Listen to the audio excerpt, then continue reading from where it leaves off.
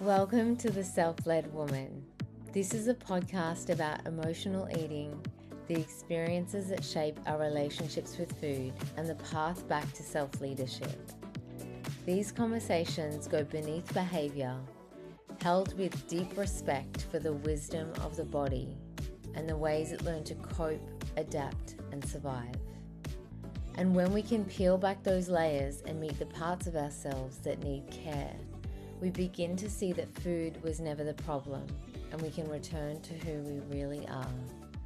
I'm your host, Megan Darnell. Let's dive right in. I'm going to tell you about a moment recently. I was listening to someone talk about spirit guides, and honestly, my first reaction was an eye roll. And here we go, another person talking absolute rubbish, dressed up in spiritual language. And I felt this resistance in my chest, like, oh, shut up. And it's not even the talking about spirit guides, it's more the language that is used around it. I mean, have a connection to spirituality, but why can't we just speak English? It's like word salad. And I just was like, oh, shut up.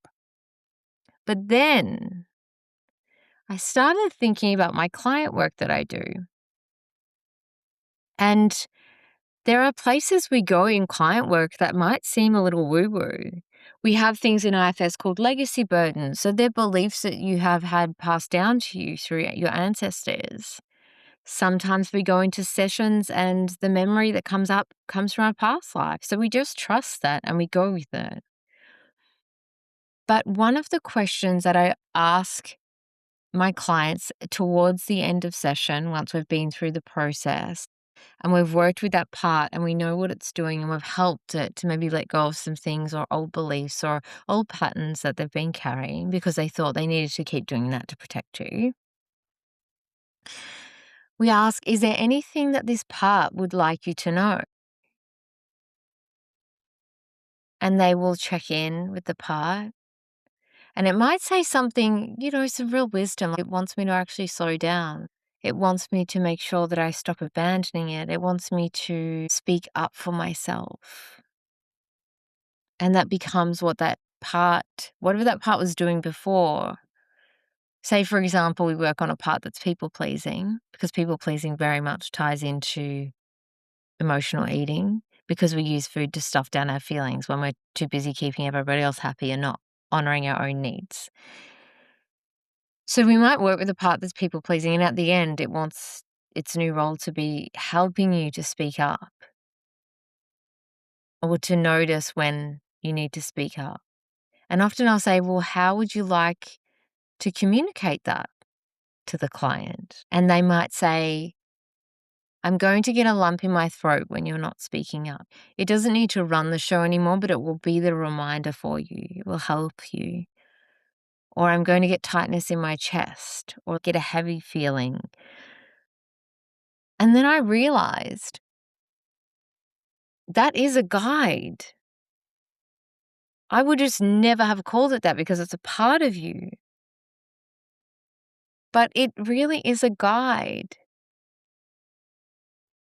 And I'm not really going to call them guides because they're parts, but it really shifted my thinking on the whole thing, and that everyone's experience is different. And I know that, but this work does connect you back to yourself, which I do believe has the capacity to improve or create a spiritual connection because you're more in touch with your feelings and everything else that comes with that. But what I want to talk about today is the thing underneath that language. Because really, our bodies have been trying to tell us something the whole time. Most of us are too busy ignoring it, numbing it out, overriding it. And often that comes with food. Food becomes a coping mechanism that we can't actually hear what it's been saying. We can't actually hear what our parts have been saying or our feelings have been saying. And that's the real guide. What I'm going to speak about will reframe the way you see your relationship with food and yourself. We spend so much time talking about the war that we're in with our bodies, especially when it comes to emotional eating or binge eating. And we might think things like, why do I keep doing this? Or why does my body keep doing that to me? Or why can't I just stop? Why am I so out of control? I used to get angry, say 10 years ago, if I was hungry. I would get frustrated because I wanted to override that. And the feeling was trying to stop me from doing that. I mean, it's trying to keep me alive, but that's how I had parts in my system that thought that and felt that. And that question, you have to ask, well, is it the wrong question to be asking entirely? And what if your body isn't out of control? What if it's actually doing exactly what it was designed to do? What if every craving, every urge, every moment that you find yourself standing in front of the fridge at 10 p.m., what if that's not a failure and it's actually a message for you? I want you to sit with that for a second. This isn't a problem, it's a message. Because your body is not broken, it's not sabotaging you, it's not your enemy. It is the most sophisticated, intelligent system you will ever have access to. And it's been trying to get your attention for years. The question is, have you been listening? And here's what I want you to understand about your body. It is not just your body. And what I mean by that is you are not starting from scratch. You are the result of thousands and thousands of years of human survival. Of every single ancestor in your bloodline survived long enough to reproduce. Think about that. Every single one of them. Through famine, through war, through poverty, through illness, through trauma. Through things that we can barely begin to imagine.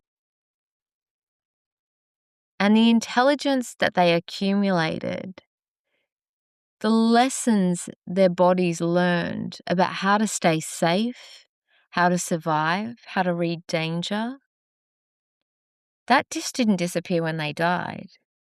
It got passed down to your parents, to you. And this isn't some woo-woo spiritual idea. This is science. This is epigenetics. The study of how our experiences change the way our genes are expressed. And it's shown us something extraordinary. Trauma can actually alter our DNA. Not just psychologically, but physically, at a cellular level. And there's remarkable research on this. For example, there's studies that have been done on Holocaust survivors. And they found measurable hormonal and stress response differences in the children and grandchildren of survivors. People who hadn't actually lived through the Holocaust themselves, but their bodies were carrying the imprint of it. And let me give you an example that might make this feel a little bit more real. Have you ever met anyone who's absolutely terrified of spiders? But if you ask them about it, they can't explain why. Not a logical reason anyway. They've never been bitten by a spider. They've never even had a bad experience. There's no rational reason, but the fear is visceral. It's in their body. And research into ancestral trauma suggests that often when you trace back the family line, there is a reason. There was an ancestor that was once bitten, or an ancestor for whom that fear was a genuine survival response.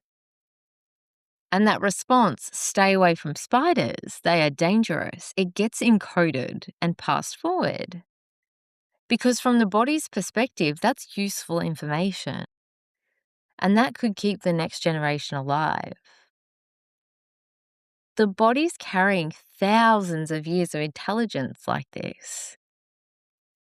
And we've been taught to dismiss it. We've been taught not to listen to our bodies.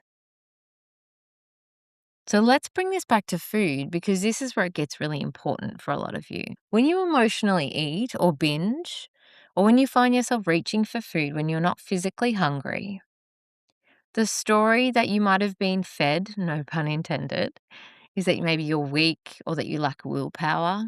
or that there's something wrong with you that needs to be fixed, preferably by another diet or another set of rules to follow, that story is a lie. Emotional eating is not a character flaw, it's a coping strategy. And more than that, it is a signal. It is your body and your nervous system saying something needs attention here. Something is not okay. I need you to slow down and listen. The eating is not the problem. The eating is the smoke alarm going off. And you know what most diets do? They ask you to rip the battery out of your smoke alarm and wonder why the house keeps burning down. So when a part of you reaches for food, that part has a job. It's trying to protect you. It's trying to soothe something, regulate something, or numb something that might feel unbearable. And it learned to do that for a reason. At some point in your life, that made complete sense. So instead of attacking that part of you or going to war with it, what if you actually got curious about it? What if the next time you noticed the urge, you paused just for a moment and you asked, what are you trying to tell me right now? Not to stop eating or to white knuckle your way through a craving. Just, what's here? What do you need? And I know some of you are probably thinking, well, that sounds lovely, but I don't know how to do that. I'm not connected to my body. I don't know what it's saying. That you've spent years trying not to feel things. And now I'm telling you to tune in. Yes, I am. And here's how to start.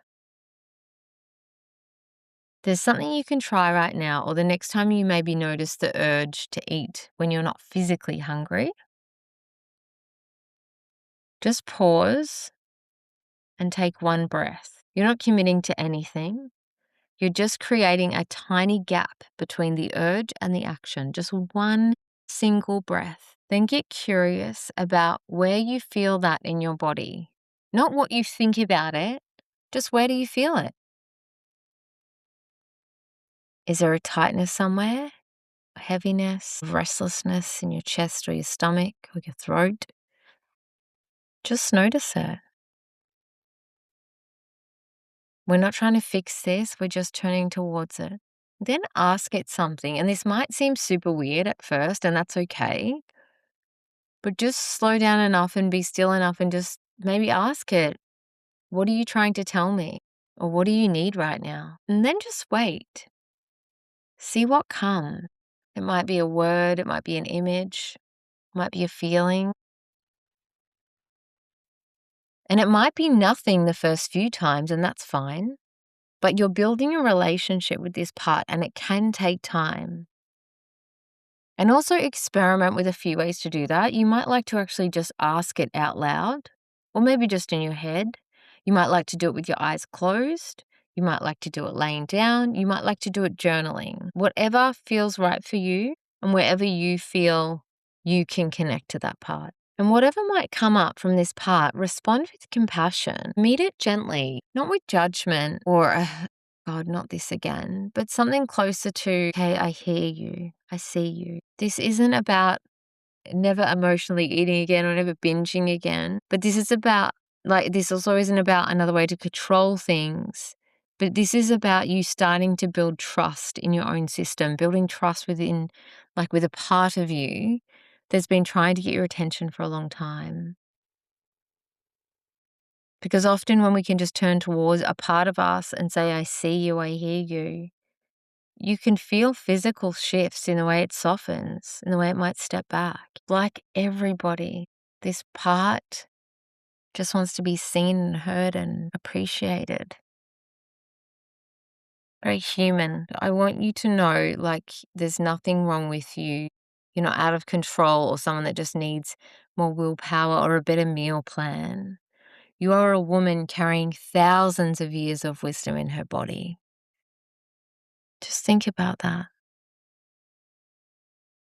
You also have parts of you that are doing their absolute best to protect you, to guide you, and to keep you safe. often in ways that don't make sense on the surface.